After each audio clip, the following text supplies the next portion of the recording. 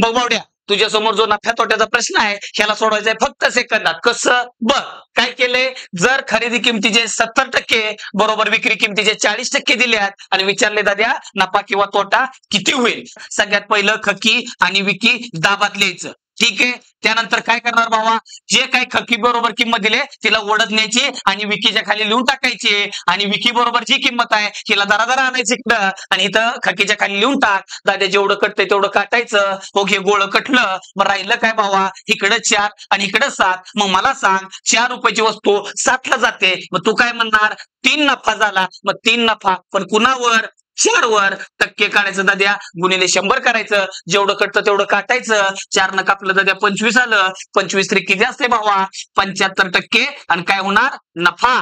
मग भावड्या माझं उत्तर आलंय. मग एक झालं माझं, तर एक तुझं. जे काय उत्तर येणार दाद्या कमेंट बॉक्स मध्ये फेकून दे. धन्यवाद.